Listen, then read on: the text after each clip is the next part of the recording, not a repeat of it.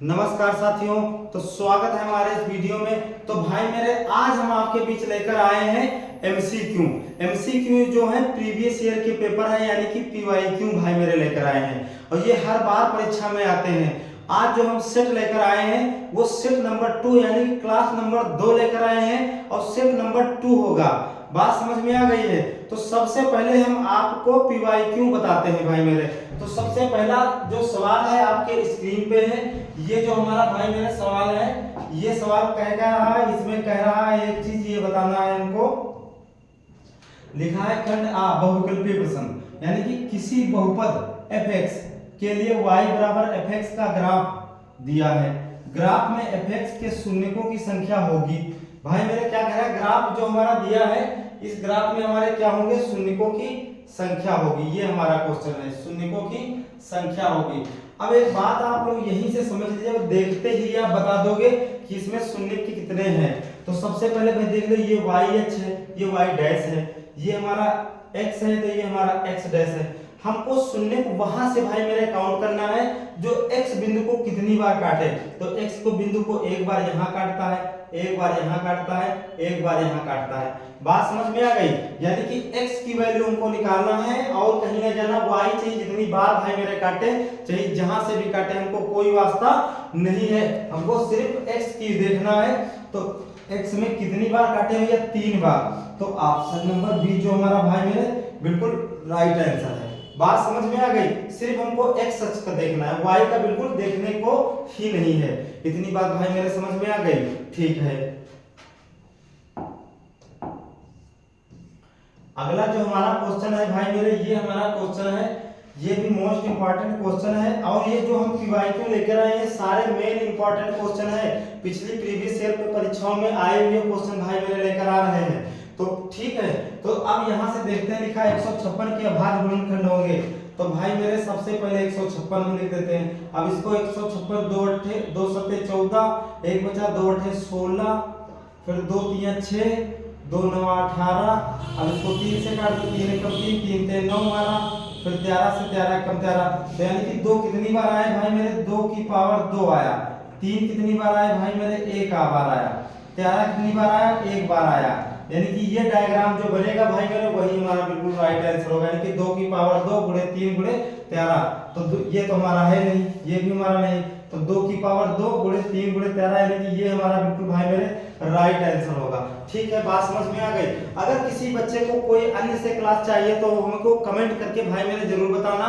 और हम सभी से भाई मेरे कहते हैं कॉपी कलम लेकर बैठना और उसको लिखना। 100% आपको 95% वाली क्लास हम बता रहे हैं और ये सारे पीवाईक्यू लेकर आ रहे हैं। आज हमारा क्लास भाई मेरे क्लास नंबर 2 है। बात समझ में आ गई है? ठीक है। अगला क्वेश्चन जो भाई मेरे है, ये हमारा क्वेश्चन हर बार इस टॉपिक से कुछ ना कुछ आता है। तो ये जो हमारा टॉपिक है इसमें भाई मेरे कह रहा है कि संख्याओं 175 तथा 91 का HCF निकालो। अब जब HCF निकालते हैं भाई मेरे, HCF को हम क्या कहते हैं, HCF का एक दूसरा भी नाम हमारा होता है। HCF का एक हमारा दूसरा नाम होता है, उसको हम क्या कहते हैं, मासा कहते हैं। बात समझ में आ गई? यानी कि इसी को हम HCF भी कह सकते हैं।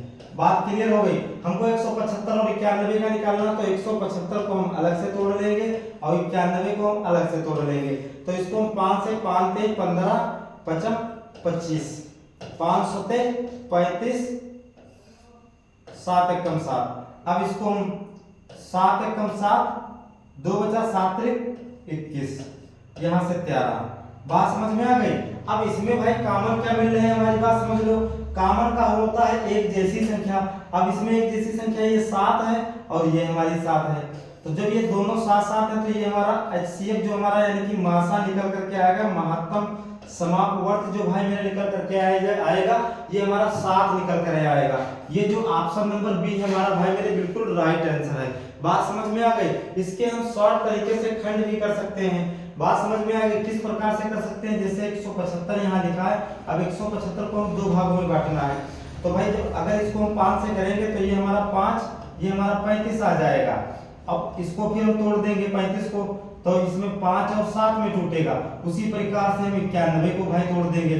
तो 91 को जब हम तोड़ेंगे इसको 2 भागों में, तो ये हमारा 7 और 13 आएगा, क्योंकि 13 से 91 होता है। अब 7 इसमें कॉमन है, 7 इसमें कॉमन है, ये हमारा बिल्कुल राइट आंसर हो गया। बात समझ में आ गई? ठीक है, क्लियर हो गया हमारा कि HCF क्या है। और भाई मेरे HCF हमको वो चीज निकालना है जो कम से कम, यानी कि हमको जो दोनों संख्याओं में हमको कॉमन मिले, सेम मिले, बराबर मिले। बात समझ में आ गई? वही हमारा भाई मेरे मासा होता है, HCF होता है। ठीक है, बात समझ में आ गई। और एक बात बता दें मेरे भाई, हम आपको एक चीज बता दें, कभी कभी बच्चे इसमें दिक्कत कर जाते हैं, कहीं मासा पढ़ के गए HCF आ गया, तो HCF ही हमारा मासा होता है। ठीक मेरे लाल? ठीक है। अब ये क्वेश्चन है भाई, ये जो क्वेश्चन है ये भी प्रीवियस यानी कि पीवाईक्यू, और ये पीवाईक्यू सीरीज लेकर आए हैं, ये डेली पीवाईक्यू सीरीज भाई मेरे आपको मिलेगी। बात समझ में आ गई? ये जो हमारा क्वेश्चन लिखा है निम्नलिखित संख्याओं में कौन सी संख्या एक परिमेय संख्या है। अच्छा, परिमेय संख्या भाई मेरे होती क्या है? परिमेय संख्या सभी को पता है, जो p बटे q के रूप में लिखी जा सके, यानी कि भिन्न और अंश के रूप में लिखी जा सके। बात समझ में आ गई? ये अंश हो गया, ये नीचे का हर हो गया। बात समझ में आ गई? तो ये जो भाई कह रहा है परिमेय संख्या होगी, इनको परिमेय संख्या निकालना है। अगर हम इसको करें तो ये हमारा का √3 हमारा है, √3 है, 3 बटे √5 है भाई मेरे। तो ये परिमेय संख्या होगी? नहीं होगी, क्योंकि इसको हम परफेक्ट स्क्वायर ना निकाल सकते हैं, ना इसको p बटे q के रूप में हम लिख सकते हैं, तो ये हमारा आंसर नहीं होगा। बात समझ में आ गई? अगला भी देखते हैं नंबर, यहाँ से नंबर 2 लिखा है, √2 गुणे 7, तो इसको एक ही अंडर रूट में लिख लेते हैं, 2 गुणे 7। अब यहाँ से अगर गुणा करेंगे 14 का कोई परफेक्ट स्क्वायर भाई मेरे निकलता है। परफेक्ट स्क्वायर मतलब बिल्कुल पूर्ण संख्या, परफेक्ट स्क्वायर। ये 16 का 4, 25 का 5, 36 का 6, ठीक है, 81 का 9। बात क्लियर हो गई? ठीक है। अब उसी प्रकार से ये हम अगला भाई मेरे क्वेश्चन देखते हैं। ये 12 भी नहीं होगा, इसका भी परफेक्ट स्क्वायर नहीं निकलता। ऑप्शन नंबर जो ये होगा भैया हमारा सी बिल्कुल राइट आंसर होगा। लेकिन ये कैसे होगा हम आपको बताते हैं। तो सबसे पहले देखते हैं 5 यहाँ है, फिर 5 यहाँ दूसरे में है, तो इसको हम एक पास ले सकते हैं, तो 5 अंडर रूट स्क्वायर लगा सकते हैं। ठीक है। अब यहाँ 7 है, तो 7 अंडर रूट का स्क्वायर भाई लगा सकते हैं। बात क्लियर हो गई? ठीक है, क्योंकि ये किस फॉर्म में आ गया है? ए स्क्वायर और बी स्क्वायर के फॉर्म में आ गया है। किस स्क्वायर में आ गया भैया? ए स्क्वायर माइनस बी स्क्वायर में आ गया है। अब जब इसका हम स्क्वायर से रूट काटेंगे तो ये 5 बचेगा। अब इस स्क्वायर से रूट हम काटेंगे तो ये 7 बचेगा, तो ये बराबर माइनस का 2 निकल करके आएगा। बात क्लियर हो गई? यानी कि ये 2 निकल करके आएगा, तो यही हमारा आंसर नंबर सी बिल्कुल भाई मेरे राइट आंसर है। ठीक है, समझ में आ गया? अगला भाई मेरे क्वेश्चन देखते हैं जो आ गया है तुम्हारा। और आप एक बात समझ लीजिए, हर परीक्षा में हर लेसन से क्वेश्चन आते हैं भाई मेरे। हम आपको बिल्कुल आसान तरीके से बताएंगे कि कैसे क्या होता है, बस आप पूरे क्लास में जुड़े रहिए हमारे साथ। तो यहाँ लिखा है रैखिक समीकरण। रैखिक समीकरण 2x + y बराबर का 5 एवं 3x + 2y बराबर का 8 युग्म होंगे। यानी कि युग्म कैसा होगा? अद्वितीय होगा, यूनिक होगा, 2 होगा, अपरिमित रूप से अनेक अंक होंगे, या इनमें से कोई नहीं होगा। तो सबसे पहले भाई मेरे हम एक चीज यहाँ से देखते हैं, ये लिखा है 2x + y बराबर का 5। अगला यहाँ से भाई मेरे लिखा जो क्वेश्चन है 3x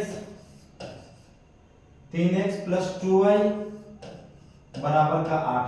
अगर इसको एक फॉर्म में लाए तो इसको हम एक दूसरे तरीके से लिख सकते हैं, 2x + y माइनस का 5 बराबर 0।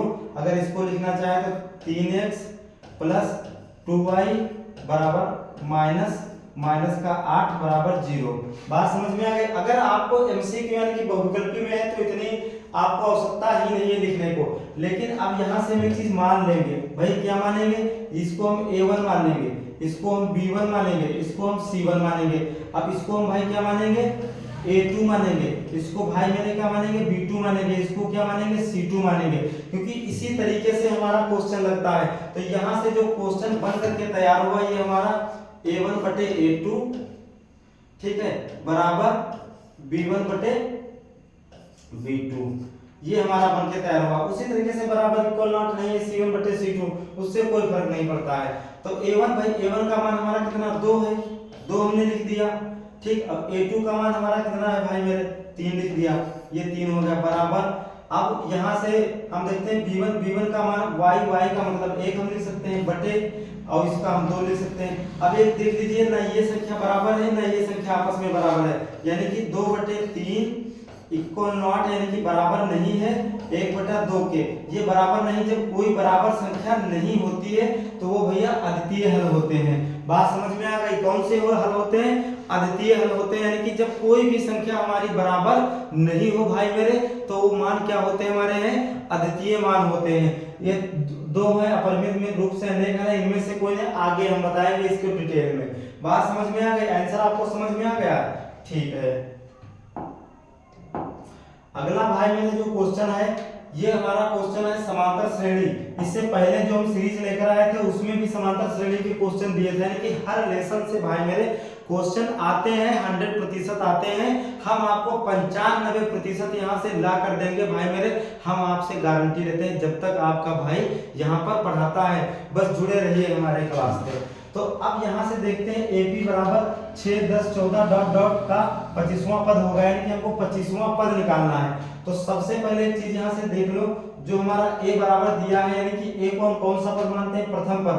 तो A बराबर 6 हमारा दिया है। और एक चीज आपको बता दें, जब हम D निकालते हैं सर्वांतर, तो दूसरे वाले पद से हम कौन सा पद घटाते हैं? पहला पद। यानी कि पहले वाले पद से दूसरा नहीं घटाना, दूसरे वाले पद से पहला घटाना है। तो भाई दूसरे वाले पद से पहला पद हमने घटा दिया, तो 10 में से 6 गए, तो D बराबर हमारा कितना बचा भैया? 4 बचा। बात क्लियर हो गई? अब यहाँ से जो n बराबर निकल करके आया है, ये 25 निकल करके आया है, क्योंकि 25वां पद हमको ज्ञात करना, जितनी संख्याएं ज्ञात करनी होती वो n बराबर हमारा होता है। बात क्लियर हो गई भाई मेरे? अब यहाँ से हम सूत्र लगा देंगे, an बराबर a प्लस n-1 और d। बात क्लियर होगी? अब हमारे पास हर चीज उपलब्ध है यहाँ से। तो an की जगह हम 25 लिख सकते हैं, बराबर a की जगह हम 6 प्लस n की जगह हमने लिख दिया भैया 25, ठीक है। 1 d की जगह हमने कितना लिख दिया भैया? 4। हमने सारे मान पुट कर दिए हैं, बस कुछ नहीं करना है। सवाल हमारा लाल, मेरे पीले, हरे, नीले लग करके तैयार होगा। कैसे? प्लस, यानी कि घटा दें तो यहाँ पर 24 बच गया, गुणे का 4। अब भाई इसको इससे गुणा कर लेंगे हम, तो 4 चक्कू 16 का 6 और 4 चक्कू 16 का 6, 4 दूनी 8, 8 1 9, 96 प्लस 6। अब an बराबर जो 96 प्लस 6, यानी कि हम जोड़ करके ले आएंगे भैया, तो हमारा कितना हो जाएगा? 102। बात समझ में आ गई? कितना हो जाएगा? 96 6 102। बात समझ में आ गई है? आंसर लग गया आपका है। यानी कि हमारे भाई मेरे कहने का मतलब यह है, अगर इसमें a का मान ज्ञात करना हो तब भी यही सूत्र लगाना है, चाहे n का मान ज्ञात करना हो ये तब भी यही, d का मान ज्ञात करना हो तब भी यही।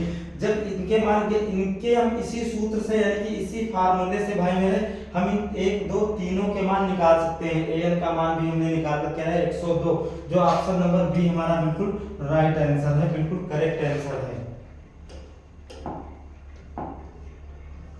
अगला भाई मेरे क्वेश्चन देखते हैं। ये जो हमारा क्वेश्चन है ये भी मोस्ट इंपॉर्टेंट PYQ है। इस क्वेश्चन में कह रहा है कि यह द्विघात समीकरण x स्क्वायर, यानी कि क्या हुआ? x square plus 2x minus p बराबर 0 है, तो एक मूल उसका कितना है भैया? -2 है। तो अब हमको कुछ नहीं करना है, यहाँ पर एक चीज लिख देना है कि x बराबर -2 रखने पर क्या हुआ भैया? x बराबर -2 रखने पर। बात समझ में आ गई? अब इसमें हम माइनस का 2 का स्क्वायर, ठीक है, प्लस 2। अब x की जगह कहाँ रखना भाई मेरा? जहां जहां हमको x दिखे वहां वहां तुरंत खटाक से रख देना है। तो माइनस का 2, ठीक है, ये गुणे का चिन्ह होगा, माइनस का 2 माइनस p बराबर 0। अब 2 दूना माइनस कितना? 2 दूना 4, यानी कि ये प्लस के 4 हो जाएंगे। अब ये 2 दूना 4, ये कितने के? माइनस के 4 हो जाएंगे। बात समझ में आ गई? माइनस p बराबर 0। अब माइनस प्लस ये हमारे खत्म हो गए, तो यहाँ से माइनस p बराबर 0, यानी कि जो p का मान आएगा वो भैया 0 बराबर आएगा। बात समझ में आ गया?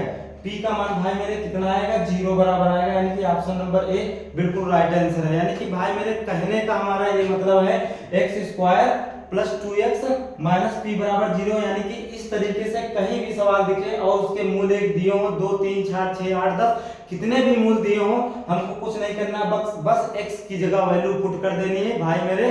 कैलकुलेशन करके आंसर जस्ट विदिन 1 सेकंड में ला सकते हैं। बात समझ में आ गई है? ठीक है।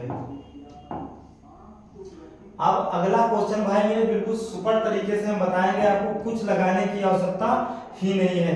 कैसे नहीं लगाने की आवश्यकता है आप देख लीजिए। लिखा है दो बिंदुओं 2,3 और 4,1 के बीच की दूरी ज्ञात करो, यानी कि हमको d बराबर भाई मेरे निकालना है। हमको सूत्र लगाने की कोई आवश्यकता नहीं जब हमारा बहुविकल्पी में क्वेश्चन आ जाए। कुछ नहीं करना है भाई, इस वाले पद से इसको घटा दो, इस वाले पद से इसको घटा दो।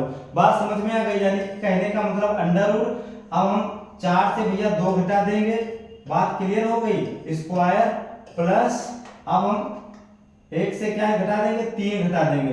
तो भाई 1 से 3 घटा देंगे, क्योंकि इसका सूत्र हमारा होता है x2 - x1 y2 - y1 का होल स्क्वायर।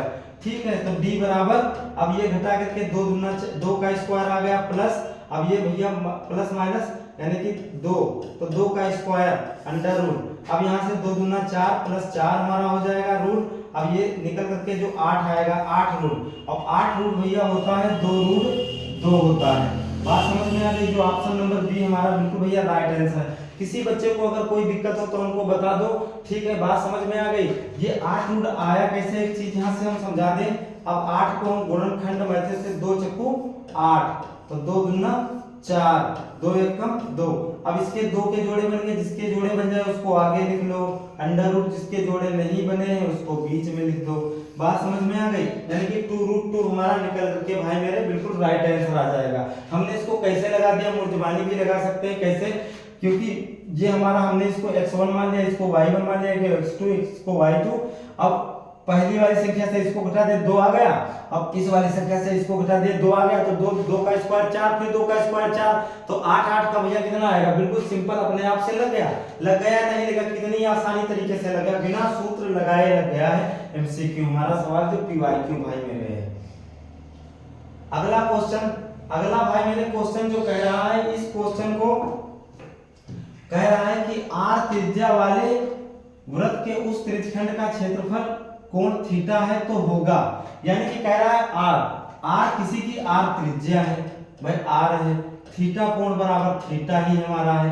अब जब त्रिज्यखंड का क्षेत्रफल का भाई मेरे सूत्र लगाते हैं, तो क्षेत्रफल बराबर जब हम भाई मेरे सूत्र भैया मेरे लगाते हैं, तो ये क्या होता है, थीटा बटे 360 गुणे पाई r स्क्वायर। ये भैया हमारा जो आता है, ये हमारा आंसर आता है। तो इसमें 180 ये हमारा नहीं होगा, इसी 180 ये भी नहीं होगा।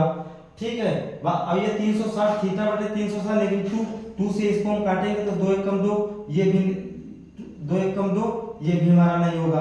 अब इस 2 से हम काट देंगे, 2 3 6, 2 6 12 0, यानी कि जो यहाँ से निकल करके आया है थीटा बटे 360 पाई r स्क्वायर।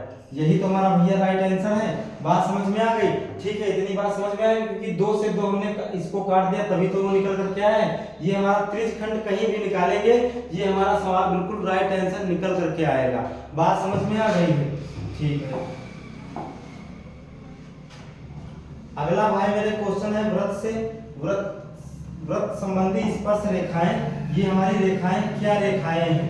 तो लिखा है 3 सेमी त्रिज्या के वृत्त। अब सबसे पहले हम 3 सेमी त्रिज्या का भाई मेरे वृत्त बना लिया। ये कितने सेमी का वृत्त है? 3 सेंटीमीटर का वृत्त है। एक 3 सेमी त्रिज्या के एक वृत्त के केंद्र से 5 सेमी दूर पर स्थित किसी बिंदु से, यानी कि किसी बिंदु से, तो यानी कि ये हमारा कितना 3 सेंटीमीटर हो गया, और ये 5 सेंटीमीटर दूरी है हमारी। कितनी भाई मेरे? 5 सेंटीमीटर दूरी है। क्या कह रहा है? एक वृत्त के केंद्र से 5 सेंटीमीटर दूर स्थित किसी बिंदु से वृत्त पर स्पर्श रेखा की लंबाई होगी। तो ये हमारा 3 हो गया है, और ये स्पर्श रेखा हमने यहाँ से डाल दी। ये हमारी भाई क्या हो गई? स्पर्श रेखा। ये हमारा O हो गया, ये हमारा P हो गया, तो इसको हमने Q मान लिया। बात क्लियर हो गई? ये हमने स्पर्श रेखा डाल दी, और ये 5 सेंटीमीटर हमारी है। बात क्लियर हो गई? कितनी है भैया? 5 सेंटीमीटर की है। इतनी बात समझ में आ गई? कितना है भैया? 5 सेंटीमीटर है। ये चीज समझ में आ गई? तो 3 3 9 5 25। तो अब ये हमारा क्या हुआ है? तो जब हमको निकालना है भाई 3 3 9, 3 का स्क्वायर कर लेंगे, और यहाँ पर 5 का स्क्वायर कर लेंगे, तो यहाँ पर 3 3 9 हो जाएगा, और यहाँ पर क्या हो जाएगा? 5 25 हो जाएगा हमारा 9। ये क्या है? 9 है। ये 5 25 और 9 हमारा हो जाएगा भैया ठीक है, अब इसको हम क्या करेंगे, यहाँ से अगर हमने आपको बताया ये माइनस होगा, ये यहाँ पर प्लस नहीं होगा भाई मेरे, क्या नहीं होगा, प्लस नहीं होगा, ये जो होगा ये माइनस होगा, इतनी बात आप समझ लो। तो इसका हम स्क्वायर कर देंगे, इसका स्क्वायर कर देंगे। आप एक चीज समझ लीजिए, ये 5 सेंटीमीटर दूर स्थित रेखाएं है और ये स्पर्श बिंदु है, ये 5 है, हमको इसकी वैल्यू निकालना है। जब इसकी वैल्यू निकालेंगे तो ये 5 25 3 3 9, तो भाई 25 और माइनस 9, तो अब घटा देंगे 16 बचेगा, तो 16 का अंडर रूट जब निकालेंगे तो 4 बचेगा। बात समझ में आ गई? तो ये हमारा जो आंसर निकल कर आएगा ये 4 निकल करके आएगा, यानी कि 4 सेंटीमीटर निकल करके आएगा। बात समझ में आ गई है? इतनी बात समझ में आ गई है? ठीक है, फिर देखते हैं अगले नेक्स्ट क्वेश्चन पर।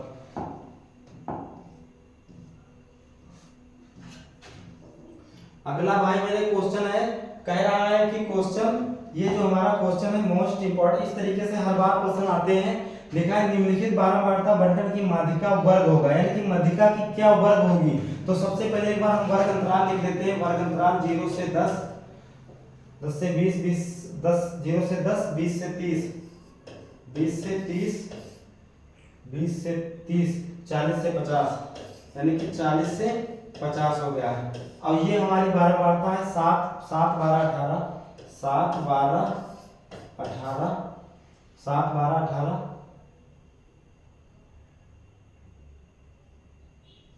ठीक है। इसमें डबल संख्या 0 से 10, 10 से 20, ठीक है। वो सॉरी, अब देखते हैं एक सेकंड, इसमें ध्यान नहीं दिया हमने। कहने का मतलब हमारा ये है, ये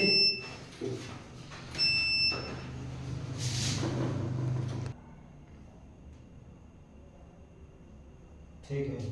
तो देखते हैं, अब भाई बताते हैं, ये जो हमारा क्वेश्चन है, इस क्वेश्चन में सबसे पहले देखते हैं क्या लिखा है। निम्नलिखित बारंबारता बंटन की माध्यिका वर्ग होगी, यानी कि क्या कह रहा है, माध्यिका वर्ग होगी। तो यानी कि हमको माध्यिका नहीं बताना है, लेकिन माध्यिका वर्ग होगी। तो सबसे पहले हम यहाँ से आपको बता दें, इसमें हम संचयी बारंबारता एक बनाते हैं। जैसे यहाँ से लिखा है 0 से 10, ठीक है, 0 से 10, 10 से 20 और 10 से 20 हो गया। फिर 20 से 30 है, 20 से 30 है, 30 से 40 है, 40 से 50 है, 40 से 50 है और 50 से 60 है, यानी कि इतनी हो गई। अब इसके भैया जो हमारे क्या होंगे, यानी कि बारंबारता होगी, तो बारंबारता 7 12 18 15 10 3। अब ये जो हम निकाल करके लाएंगे, इसकी क्या भैया निकाल करके लाएंगे, ये हमारा वर्ग अंतराल हो गया, वर्ग अंतराल, ये बारंबारता हो गई। अब इसको निकाल करके लाएंगे भैया संचयी बारंबारता, तभी तो हमको पता चलेगा, क्या निकाल करके लाएंगे, संचयी बारंबारता, तभी तो हमको पता चलेगा ये वर्ग किसके मध्य है। ठीक है, तो संचयी बारंबारता कुछ नहीं, 7 का 7 में 12 जोड़ दो, 7 12 19 हो गए भैया। अब 19 में हम कितने जोड़ देंगे, 18, तो हमारे 37 हो गए। 37 में हम भैया जब 15 जोड़ देंगे तो हमारे कितने हो जाएंगे भाई, 37 में 15 जोड़ दो तो 52 हो जाएंगे, 52, 52 में 10 जोड़ देंगे तो कितने हो जाएंगे भैया, 62 हो जाएंगे। 62 में 3 जोड़ देंगे तो कितने हो जाएंगे, 65 हो जाएंगे। यानी कि जो n बराबर हमारा निकल करके आया वो 65, यानी कि 65 निकल करके आया है। बात समझ में आ गई? बस हमारा आंसर भैया आ गया। यहाँ से हमको सूत्र लगा देना है n+1/2 पर, तो कुछ नहीं करना है, 65, या इसी को काट लेते हैं, कोई दिक्कत नहीं। तो 2 3 6, 2 3 6, 2 दूना 4, 1 बचा, 2 पंचे 10, यानी कि 32.5। अब इसमें देख लो जो 32.5 है भैया, किस 32.5 से इसमें कौन सी बड़ी संख्या है, तो यही 37 वाली तो है हमारी। बात समझ में आ गई? क्योंकि 32.5 से कौन सी बड़ी, पहली संख्या जो बड़ी हमको दिखे, क्या कहना है हमारा, पहली ही संख्या, यानी कि 32.5 से जो बड़ी दिखे, तो इसमें सबसे पहले बड़ी संख्या कौन आ रही है, ऊपर से देखेंगे तो 37 से सामने क्या है, यानी कि 20 से 30, किस वर्ग में होगा भैया, 20 से 30 वर्ग में होगा। ऑप्शन नंबर ए जो हमारा बिल्कुल भाई मेरे क्या है, राइट आंसर है, 20 से 30 होगा। इतनी बात समझ में आ गई है? ठीक है, नेक्स्ट क्वेश्चन, इस क्वेश्चन, अब यहां से जो क्वेश्चन दिया गया है, ये क्वेश्चन भैया हम आपको बता रहे हैं, लिखा है साइन थीटा, तो यहां से लिख लेंगे साइन थीटा बराबर कॉस थीटा, कॉस थीटा। और जीरो इक्वल नॉट बड़ा है या बड़ा छोटा है, ठीक, ये बड़ा ग्रेटर देन का चिन्ह लगा, ये क्या है ग्रेटर देन का चिन्ह लगा है। तो यानी कि यहाँ से जो लिख रहे हैं साइन थीटा बटे कॉस थीटा, यानी कि साइन थीटा बटे कॉस थीटा बराबर 1 होता है। तो 1 किसका मान होता है, टेन थीटा। टेन थीटा बराबर क्या होता है भैया, ये सूत्र होता है 1, यानी कि टेन थीटा का मान होता है बराबर 1 के बराबर होता है। तो ये जो आंसर 90 है, इसका आधा यहाँ पर क्या होगा, जो 45 आएगा, ये हमारा भाई मेरे क्या आएगा, राइट आंसर आएगा। बात समझ में आएगा, क्योंकि इसका मान एक है, क्योंकि 0 से 90 के बीच में, यानी कि ये लगा है 0 से 90 अंश के बीच में जो हमारी संख्या आती है वो 45 ही आती है। बात समझ में आ गई। 0 और 90 अंश के बीच में कोई हमको अन्य कोई कोण नहीं मिल रहे हैं, तो इसलिए हमारा 45 अंश हमारा बिल्कुल भैया राइट आंसर है। अगला क्वेश्चन जो हमारा है, हमने आपको भैया पहले ही बताया था, कभी कभी डायरेक्ट त्रिकोणमितीय सारणी के भी सवाल पूछ लेता है, √3 का मान क्या है, √1/2 का मान क्या है। बात समझ में आ गई। तो सबसे पहले यहाँ लिखा cos 0 का मान होगा, तो भाई cos 0 का मान जो हमारा होता है भैया a, यानी कि 1 होता है।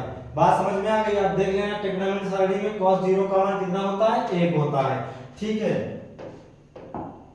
नेक्स्ट देखो क्वेश्चन, धुआं बोल रहे हैं, धुआं उड़ रहा क्वेश्चन, कोई दिक्कत तो नहीं क्वेश्चनों में, ठीक है, बिल्कुल आसान भाषा में आपको बताएंगे।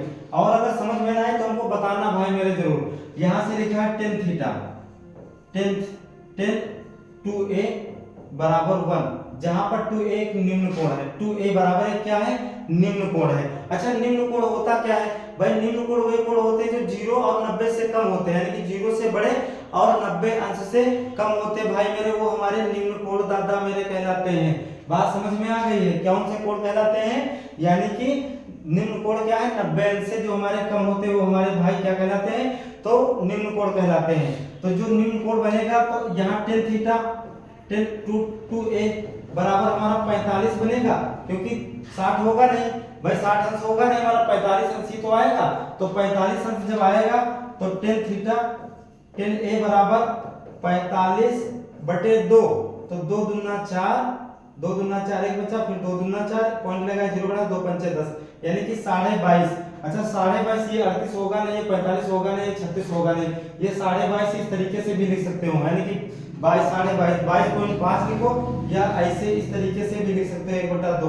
कैसे लिख सकते हो, इसका तरीका देख लो। 45 से भाई मेरे जब भाग करेंगे 2 से, तो 2 दूना 4, 5 बचा, फिर 2 दूना 4 1 बचा। इसको लिखने का तरीका समझो, इसको सबसे पहले लिखेंगे, कैसे लिखेंगे, इसको 22, अब इधर आ जाओ, ये 1, इसको 1 ऊपर लिख लेंगे, अब इधर से यहाँ आ जाओ, ये 2, तो ये 2 भाई मेरे ये लिख लेंगे।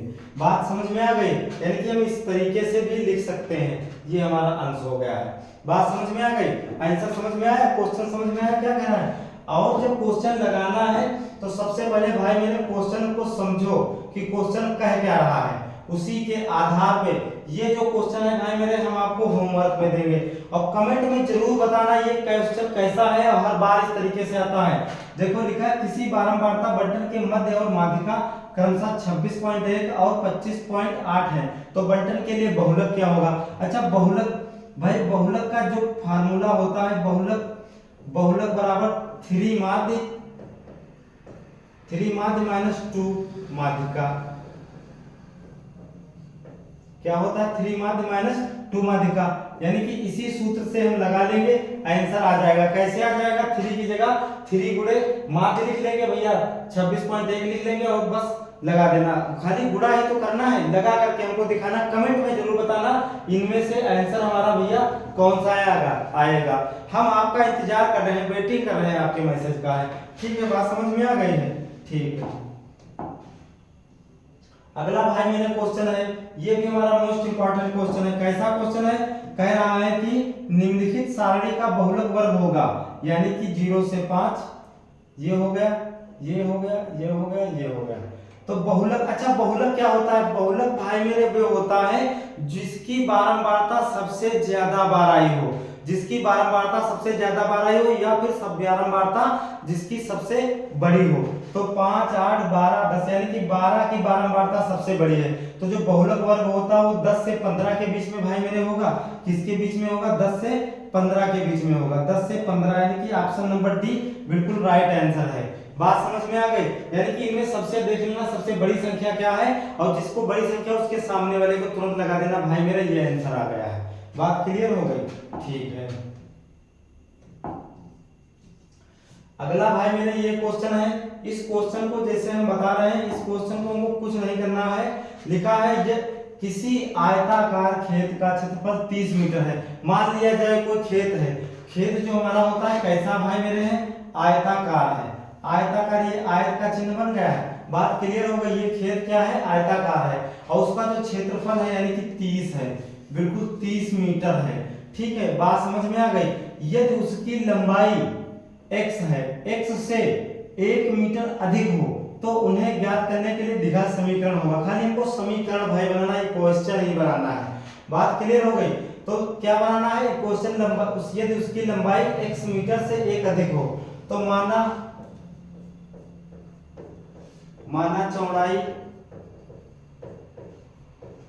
चौड़ाई बराबर x, यानी कि जब चौड़ाई हो गई ये x हो गई, लंबाई जो है x मीटर से 1 अधिक है, हमने 1 अधिक बना लिया। बात समझ में आ गई? यानी कि ये जो हमारी भाई मेरे चौड़ाई निकल करके आई है और ये हमारी क्या लंबाई निकल करके आई है। लंबाई जो कह रहा है कि 1 मीटर से x मीटर से 1 अधिक है। बात समझ में आ गई? तो ये बन गया x प्लस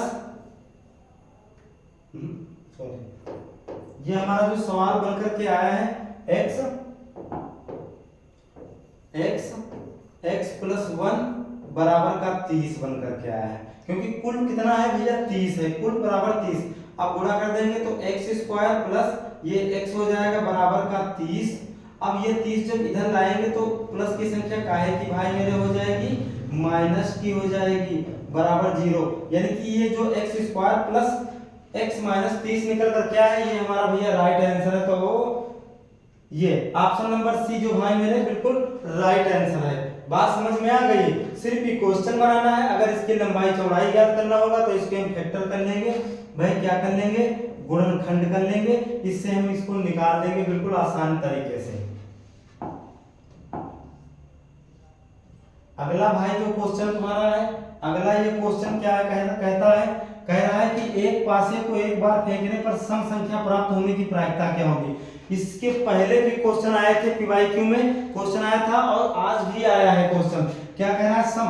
अब सभी को पता है कि यानी कि जो पासा भाई मेरे होता है, पासा में कुल कितने डिजिट होते हैं, यानी कि फलक होते हैं, तो बराबर 6 होते हैं। अब 6 होते हैं तो उसमें 3 विषम होंगे, 3 हमारे सम होंगे। बात क्लियर हो गई? तो 3/6, 3 एकम 3, 3 दूना 6, यानी कि 1/2। ये हमारा जो भैया राइट आंसर निकल करके आया है ऑप्शन नंबर सी बिल्कुल राइट आंसर है। क्या है? 3/2 का 1/2 निकल करके आया है। अगर यहीं से पूछ ले विषम संख्या, मान लिया जाए कोई पूछ ले विषम संख्या, तो विषम संख्या भी उतना ही आंसर आएगा 1/2, क्योंकि विषम संख्या भी 3 है और सम संख्या भी भाई मेरे 3 है। तो 3/6 और 3/6 सम हो चाहे विषम हो, मोस्ट इंपॉर्टेंट क्वेश्चन है भाई मेरे। ठीक है, बात समझ में आ गई? अब ये क्वेश्चन वर्णात्मक है। अब जब अगली वीडियो वर्णात्मक के लेकर आएंगे वो भी हम लगाएंगे। ठीक है भाई मेरे, अगर वीडियो अच्छी लगी हो तो लाइक और सब्सक्राइब जरूर भाई मेरे कीजिए।